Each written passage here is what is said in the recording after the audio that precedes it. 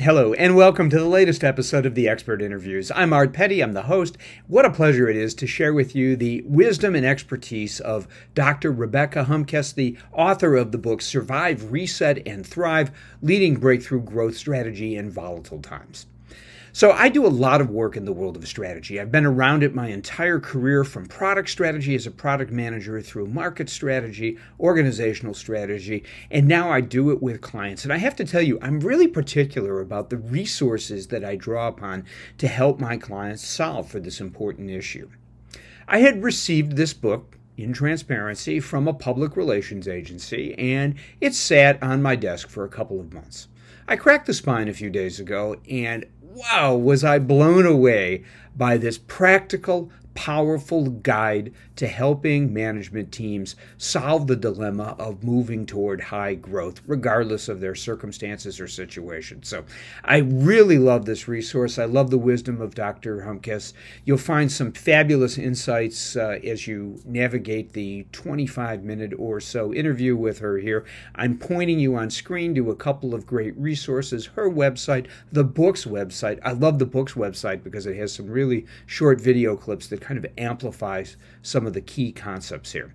So importantly, what do you get with this? You get a playbook to navigate the work of strategy, to get your management team on the same page, talking about the absolute right issues, assessing the situation properly, and beginning to make those decisions absolutely essential to move from, for example, survival mode and reset into thrive mode.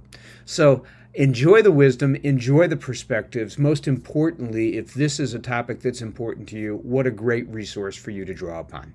Thanks for being here. So, Rebecca, it's so great to have you here. The book Survive, Reset, and Thrive, Leading Breakthrough Growth Strategy in Volatile Times. As I mentioned in our pre-discussion, I was a little embarrassed. It came out in March of 2024, and life's distractions have me just catching up with it now in September. Oh my gosh, do I love this resource. So thank you for providing it. Oh, Art, thank you so much. It's my pleasure. I'm glad you could join the party. Yeah. Happy to do it. By the way, as evidence, when I read and make notes, I go pretty analog on this. So I've used a lot of Post-its. I have a lot of highlights, and I'm following your guidance in the book, which is to read through it the first time, Mhm. all of the way through, and then come back. I'm going to do a deeper dive. And then I can't wait to apply it with some of my clients in strategy work. So, and I think that's your intent with the book, isn't it? Yes, To get us to absolutely. use it. Yes. It's one of How my favorite things is to see people come back and with the highlighted chapters and the post-it notes and kind of sharing the passages. That was always the goal. So it's such a great joy to see it happen that way. Yeah. So I'd like to kick things off. Maybe not at the same exact questions that everybody Yeah. asks. We'll get to some of those because they're fascinating the way you provide the content in the book. But in one of your videos, I noticed that you were fascinated by this notion of what is it that high performance have? What are their characteristics? And you identified this acronym BLAST. Tell Yes. us about BLAST because I think it is a blast. It's really important. Yeah, look, I've been hopefully healthfully obsessed with high growth strategy for a very long time, Art. But when you look at the guidance or the resources out there, it's really a pretty big letdown. It's the same old stuff. Great team, great strategy, great culture, solid execution. And you and I probably know dozens, if not hundreds of companies, right, who would claim that they have these things in place and they don't achieve that thrive goal of successful and consistent high growth strategy. And so I knew it was deeper than that, and it was not obvious, right? I always say, like, what you're always looking for in our world is things that are true, helpful, and not obvious, right? Because it's a true and helpful and obvious, we're not helping Right. leaders out. And that's where I came from Blast. And I said, well, let's stop trying to read the academic journal on this. 80 to 90% of what I do is working directly with companies, right? Not being an academic. The business school is a very small part of what I do. And so I just started really codifying the elements that I was seeing. And that's where the acronym came from, embedding with and working with these teams across every industry, what truly differentiates. And of course, the acronym is BLAST. It quickly stands for Beliefs About the World, Learning Velocity, Agility, Shared Context, and Trust. And the hardest thing about BLAST is you need all of them because these five elements reinforce each other, right? When you've got shared context of what matters, you can then act on beliefs. When you've got trust, you're allowed to be agile and learn faster, grow faster is what pulls that whole bundle together. You know, that's fascinating. The trust component is one, and we Yeah. talk a lot about trust, particularly in Yeah. the leadership Yeah. world out there. I was on the receiving end one time, working with a management team. We viewed ourselves as having great opportunities. The board chair spent a day with us, and over dinner that night, he made the statement, you folks don't trust each other enough to make the hard decisions to succeed in this organization. And initially, I was angered, and then later on, I thought about it. It's like he's absolutely right. It's hard sometimes for management teams to find that trust component. So hard. And the basis of trust is actually reliability, right? In Mm-hmm. that I can rely on others to do what they say they will do. And it's the simplest statement, but it's one of the largest dysfunctions inside organizations. And it starts with employees of three, right? Not 30,000 or 300,000. And can you rely on this person to do what he or she says she will do? And a colleague and I at the London Business School, we asked this question to over 12,000 senior leaders in close to 500 companies. Wow. And what we found, so this is a pretty large data set. What we found is vertical alignment works really well. If I've got a commitment coming in from my boss or direct reports, I can rely on it all or most of the time, over 90% of the time. But colleagues in other functions or partners outside the firm or colleagues in other business units, art that thing falls all the way down. And Mm-hmm. the data shows only 5% of the time, if I've got a commitment coming in from a colleague in another unit, do I Mm-hmm. believe it's going to happen. Now, here's the funny thing. That happens just as much in companies with values of teamwork or collaboration or friendship. So it's not malice or ill will. It's busyness, it's structure. But what happens is we put all these compensating things in because we don't really trust each other. We have alignment meetings and follow-up calls and trackers that track trackers and WhatsApps. And if you think about in your weekly calendar how much time is put in to Mm-hmm. compensate for lack of trust, it's actually very value destroying.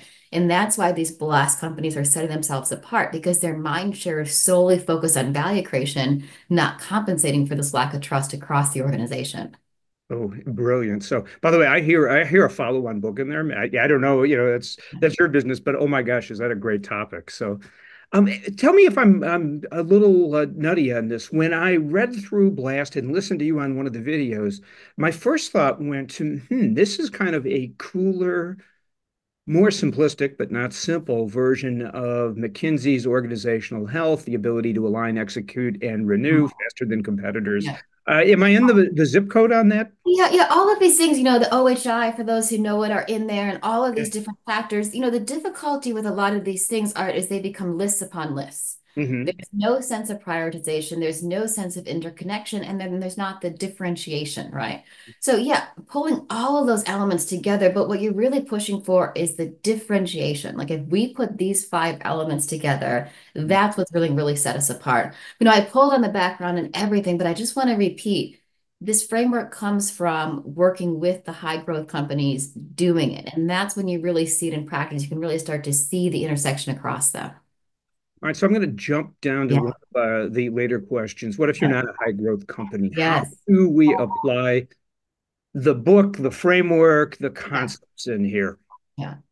Well, the first thing is take a step back. Do you want to be? Right? Do you want to be? Right? Is that the book is certainly written for leaders who want to lead a growth strategy. Now, that doesn't need to be a breakthrough growth strategy, right? Which is the ambition of many organizations I've worked with, but that want to lead a growth strategy. And I'm being quite simple, maybe a bit harsh when I say if you don't want to have a growth strategy, you actually don't need strategy. Annual 1 year business plans are just fine. They'll organize people, you'll know what you need to do, you'll be able to have performance reviews. Strategies for people who say no, like I actually want to bust out of this and grow. So that's the first question. The second one is industry is not destiny. Right. People often say, last week I was with a steel company. Well, we're in a commoditized market, so we're limited. Or, we're in an industry that's heavily regulated. Industry is not destiny. You can lead a growth strategy in any industry as long as you've got the ambition to, right? And you're willing to go through the work and build the capability, right? Growth is a capability, not a given. And Mhm. you've got to invest just as much in building this capability of growth as you do in the strategy itself. So interesting. I did a dialogue once with Jeffrey Moore, who is one of my strategy heroes, and he Yes, just come out with what I think is one of his best books, Escape Velocity. yes, And I yes, love it because it deals with what so many organizations really struggle with it, which is, hey, they've been great at this, but yes. they struggle to find the Mhm. energy to move from where they've been to what Exactly. they Yeah. need to do. So is this resource something that those organizations can use to crack the code on that? Yeah, I hope so. I hope so. And I call this a linear growth trap, Right. right? And actually, small incremental growth is a trap. Why is it a trap? Because when things are going terribly, you know that you need to reset, right? You know Right. that you actually got to do that pause and let's look at everything. When you're doing that steady as she goes every year, just a little bit of growth, enough to keep people happy, but not really enough to make a difference, you Mhm. get into this rolling strategy that even though you say strategy is every 3 years, you've had the same one for 10 to 15. Just, every year you slightly update one of the priorities, you change who's running one of the things, and you get in this constant rolling strategy trap, right? And what I'm saying is you've got to force the reset once in a while. Hmm. Every 3 years, you've got to actually put this forced reset and say, hey, it's easy to take the assumption not a lot has changed, right? Or like this stuff is still working. But what if we re-challenge all of these assumptions? And that art is the discipline. I actually wrote about that in my newsletter this month. The rear to reset is scary. And Mhm. that's why a lot of us fall into this rolling strategy trap because we're worried about engagement, which is important. We're Mhm. worried about change management, which is certainly hard. And because we've got all of these concerns about scaring the team or scaring the board or too much change management, we're more comfortable making tweaks rather than actually challenging some of these fundamental assumptions. And that's where you miss the big growth opportunities that come in. Interesting. So, in that narrative with Jeffrey, we actually got into a polite debate, which, by the way, was kind of overwhelming because who am I to debate with Jeffrey or yourself or Yeah, people yeah, like that? I am a practitioner and I do help yeah, yeah. organizations, and I owned it as an executive as well. But one of the things that he had suggested was that his escape velocity and the hierarchy of powers and his framework of frameworks was the full method that you needed to create winning strategy for Yeah, organizations yeah, that required it. And I pushed back and said, no, it's a tool set. yeah, And there are a lot of different tool sets mhm, out there. And I think the strategy yeah. practitioner has to bring the right Yes. tools. When I look at Survive, Reset, Thrive, SRT, and we'll get into those in a moment here. I mean, do you view that? Is it fair to call it a tool set, this entire book a tool set, or am I minimizing it? Yeah, call a playbook or a tool Okay. pick. And, one of the main things that I did is, taking that bent of our core reader is the entrepreneur or the leader who wants to run and grow a strategy in their organization. There's tons of resources out there, but they tend to focus on one piece, Mhm. checklists or execution or this part of strategy Right. or jobs to be done. All great pieces, but I took the assumption I'm going to read everything. I'm going to pick the best of what's out there, and we're missing some pieces coming to the word uncertainty. Put that in there and package it to you. Is it Right. everything all in one? No, because no playbook ever will be. Right. But what I saw my job of doing was let me kind of scan the entire world of all of this stuff and let me give you that end to end that will take you through all of these cycles. Yeah, I'll make the bold claim you've achieved that too. I think Oh, thank you, Art. it's Yeah. fantastic. So, let's talk about uncertainty. And Yes. you pretty directly highlight that we're Mhm. thinking incorrectly about uncertainty. Yes. Help us better understand your view. Yeah. Look, we are thinking not helpfully about uncertainty, and we're setting ourselves up for lots of very evolutionary reasons, right? So I'm not an evolutionary biologist. I don't think you are either. So we'll skip over that part at the sake of the listeners who are. But I always go back to our brains were not meant to do strategy. Let's not forget that, right? Our brain has not evolved to be a strategist, right? And so as our brains were evolving, they saw the unknown as a threat and Mhm. something to protect ourselves from. And we've actually taken that into our day-to-day language. When we're speaking to colleagues or clients or partners about uncertainty, we tend to say things like, how are we going to manage uncertainty? How are we going to get through uncertainty? And of course, with the election in the US coming up, how are we going to wait, right? How are you waiting till the end of uncertainty? Mhm. And we almost always are put a word before it that means it's going to be bad, right? Right. And that means we're framing our brain. So I start every conversation. Let's define it. The Mhm. definition of uncertainty is a series of future events which may or may not occur. Whether or not those events are good or bad depends on what we're trying to do and how we're set up. So see your role as a leader of figure out what we're trying to do and then get set up. Mhm. And you'll see this come in language when we talk about trends. What are the biggest trends shaping our industry? We actually often organizations use the word trend synonymous with threat. Hmm. We'll talk about the top trends, it changes quite quickly into what the top threats are. So we have to retrain our brains to see an opportunity in every trend, not just a risk to protect against. I had just prior to our call here, a client at a Fortune 5 company reached Yeah. out to me. It's like, Art, we've restructured again. They're folding my unit in. I'm supposed to lead this. There's going to be a new strategy. I'm worried. And I wrote a note back that said fundamentally, it sounds like there's uncertainty there. Yes. This is fantastic. He hasn't Yes. responded yet. So. Yes. I mean, uncertainty is the best time to grow. And and I Absolutely. don't say that sillily, but it's the best time to grow. And one of the reasons it's the best time to learn. And Uh-huh. so it's the best time to grow because it's the best time to learn. When your market or industry is facing uncertainty, your customers are going to be super clear on what they need the most and value the most. Your partners are never going to be more honest about what they value in a partnership. Same Hmm. for your suppliers for top talent. And when the learning velocity curves are steeper, that goes straight into our ability to grow. So it is absolutely the best time to grow. Besides the fact that many others are kind of faltering in this constant holding pattern, and you Right. can be one of the only ones moving ahead as well. I think that if we adopt your frame on uncertainty, leaders will find that liberating. Yes, And absolutely. Like, being let's go. held hostage Right. and living in Yes. fear of it. And I think I said too in a note, it follows volatility in the VUCA framework that Yeah. consultants like to throw out. And wonder if Yes. we can kind of pull it out and Yes. separate that. All right. So I love all three of the elements: survive, reset, and Yes. thrive. Could you give us just a brief description of each one? Yes. And then I'd love to focus and reset on the key questions that you challenge us to ask and Yeah. answer. Absolutely. Well, survive, reset, thrive is the loop, not a line. And that sounds simple, but most strategy tools and frameworks are linear planning checklists. Do step A and do step B, and they never really tell you what happens after step Z, right? You just like go back to the beginning, right? And we are working in, volatile, uncertain, et cetera world, which means growth is a loop, not a line. And you're going to have shocks. You're going to have external shocks like a Brexit, like a COVID, like a war, like a major investor falls. You got to stabilize the business. The situation changes, so you've got to reset or change what you're doing. Then you could go back to being a thriving organization. The challenge with the loop, not a line, is you can be thriving and have to go back to survive. Even harder, you can be thriving and have to reset without the market forcing mechanism of that survive mode. And so you got to get great at all three. Mhm. No, most companies they swing, right? And when there's frothiness in the market, they overspend, they overhire it, and they grow. And then when there's a downturn, they do layoffs, freezes, 20% across the board cuts. And that means you're not building capability in either. You're not really a growth company. You're not really a recession-proof company. And so embrace all modes of the loop. So let's do quick on survive so we can focus on reset. Good survive is proactive survive. Okay. So best thrive companies are always set up to survive. And I like to split between the basics and the power moves. And the Hmm. basics, super easy to remember: cash, cost, customers, communication. Set your metrics where you want to be, stay at average or above on all of those, and then always have someone on the team who's responsible for looking back at it.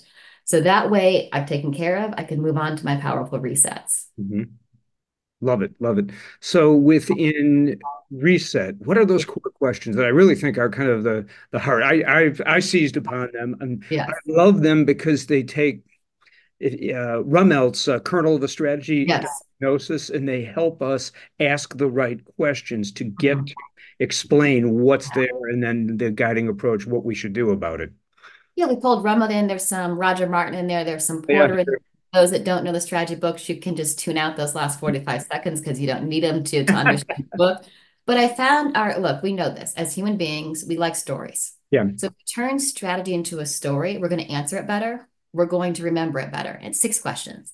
What's going on and Hmm. how's it going to change? And what is success? So where are we going to play? How are we going to win? What could stop us? And what should we do? Hmm. The questions are great. They should be tattooed on the forearm of people involved with strategy there. I do have some clients who put them onto coffee mugs to have on people's desks, so just so they've got that reminder. Yes. That's a good Yeah. idea. Yeah. So inherent in a lot of the issues in the book, of course, is the ability of an organization to make good decisions. Yes.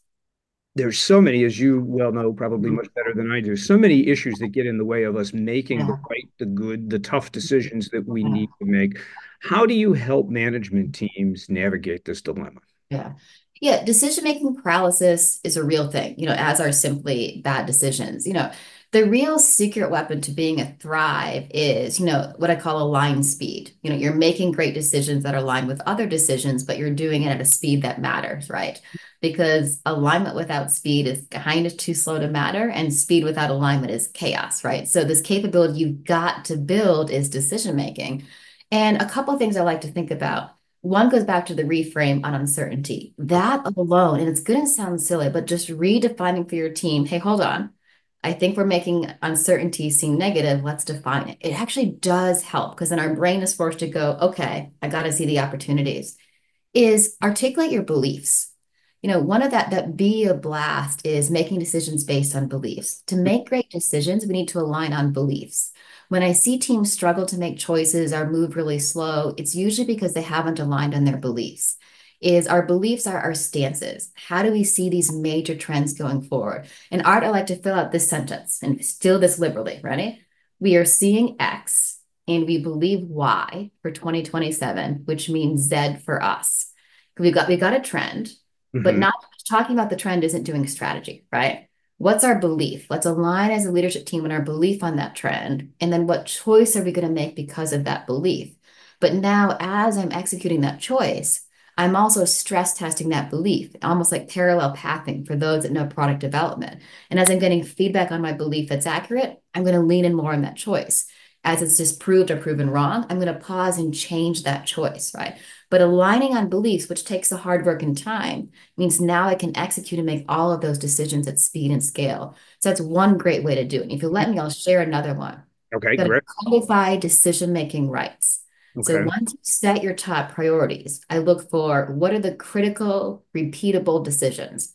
Launching new products, opening new markets, customizing solutions. What are the repeatable, critical decisions?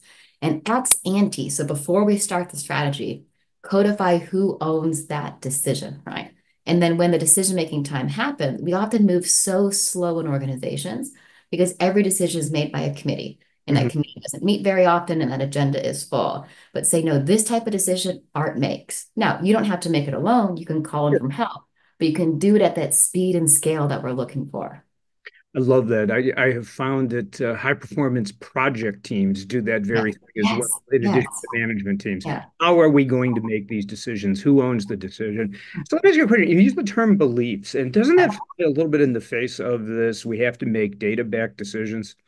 Oh, I know data scientists often give me a bad look when I say that the first time, but we're not ignoring data.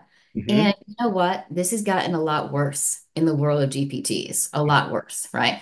Because if you plug a question into a GPT of choice, so we can be brand agnostic, it'll pump out an answer with such authority, it will become seen as a fact. Hmm. But by definition, these LMs are trained on historical data. Right. Right. We know that the past is not a good indicator of the future. Yeah.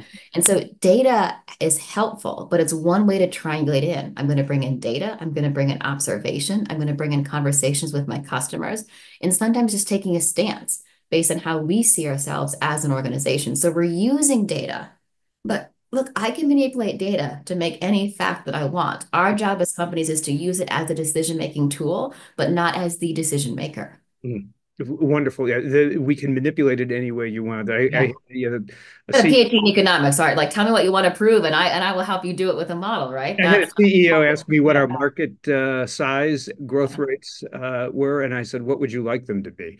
yes, yes, yes, So one of the questions I saw, yeah, and you poked at it a little in one of the videos, yeah, was, "Hey, can we start at Thrive?" Truthfully, yes. I really would like to start at I Thrive. know, I Those know. concepts, yeah.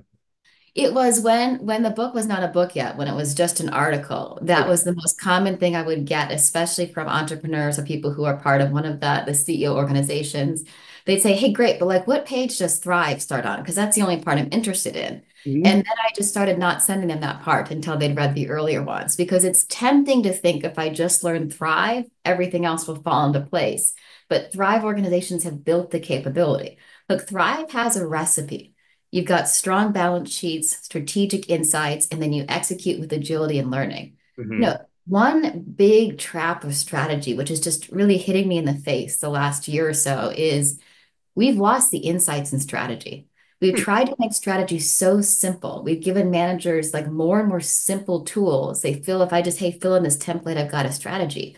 Like, cool, you've got a strategy on paper, but you don't have insights in that Sure. strategy. And that's what leads to the thrive. So, no, you've got to bucket the strong balance sheet and the strategic insights, and then you can execute with agility and learning. Remember, growth is earned. It's not a given. It's a commitment to building the capability of growth, not just having the growth strategy. Yeah, that ties to your right to win Right perspective. to win. Yes. One of my favorite questions. Now, I love all six of the strategy questions, of course, but the most powerful conversations I tend to have with companies are on that right to win. Mhm. Some have very helpfully labeled that conversation the therapy conversation. And it's a tough one, but you got to have it. And Mhm. I like to just go back down to its essence.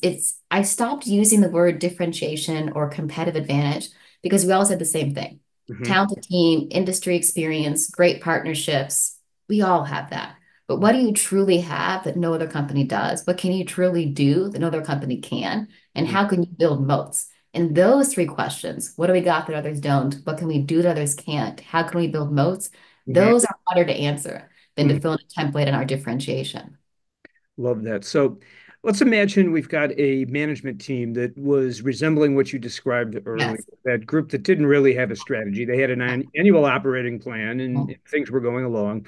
New Mhm. leadership challenges out there. They have access. They listen to this interview and they're blown away by your approach to it. What's your guidance for them to pick up this playbook and get started with it? How do they use it? You first make a commitment. You make a commitment to growth, right? Mhm. Because you're going to have to slow down to speed up. Because going through some of these things are about building a capability, and you've got to pre-commit to doing that with your team, or Mhm. you lose patience and you'll want to rush. So slow down to speed up, and then start with your beliefs. Align on beliefs first. Everything else across the other steps will fall in place after that.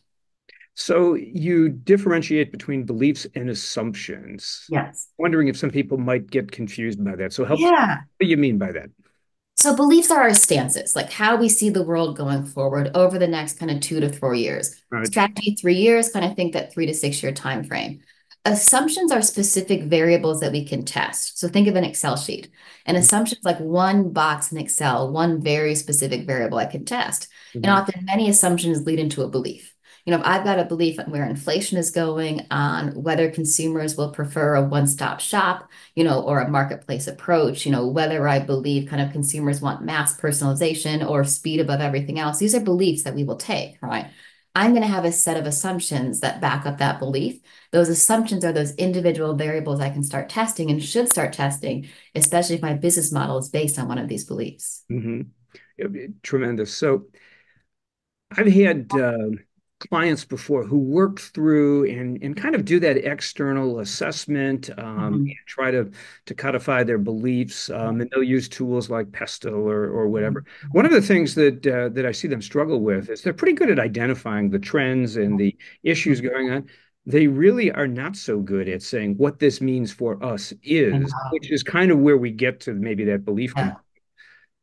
Any You tips for gotta- that? Absolutely. It's hard. And what I find is the first time teams do this, they tend to write the trend and then they rewrite the trend as their belief, right?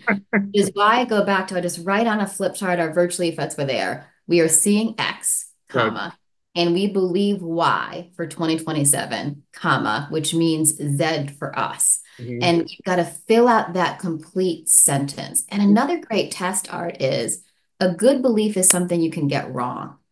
If you Sure. write a strategic belief down, but there's no way to get it wrong, we've just written a truism. Mhm. And we got to push the team until we can write the beliefs in a way that we will get some of them wrong, which you will. We get beliefs wrong all the time, no problem, right? What's not okay is to not have clear beliefs that we can test while we're executing. I think there's a lot of cultures that don't necessarily love the fact that you might or support the notion you might get that wrong. They feel like they have to have the perfect or the Yeah. magical answer Yeah. there that's going to change everything. So there's another liberating component. Yeah. Recognize that your beliefs might very well be Yeah. wrong. Learn and Look, adjust. what would you rather get right? The growth strategy or the initial beliefs on a piece of paper? I'd rather get the growth strategy right, Sure. right? And to not assume some beliefs are going to change, just to take the assumption there's only one track to win. We got it right the first time. The situation's not going to change. Like those aren't assumptions that I take, right? So again, work on getting the growth strategy right, not the first piece of paper on beliefs right. Liberate yourself from that. Oh, I love that. So, all Yeah. right. So, last question here. Yes. I ask every author this question. So, obviously you're an expert in the field. You've done a lot of work for it, but the act of writing and pulling together a Yes. tremendous resource like Survive, Reset, Thrive. I mean, you go through a learning process itself. What Do. do you take away from that effort?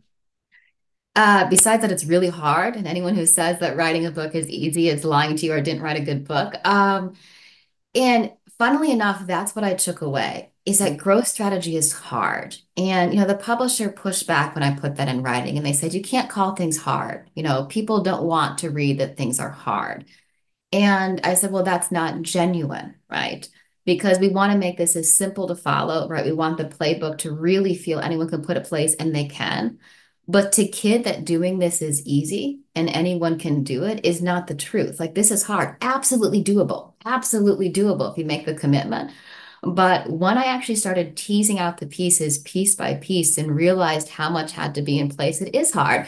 But I actually think that's quite cool because that means not everyone can do it. So if your team wants to make the commitment to it, that alone can be part of your differentiation.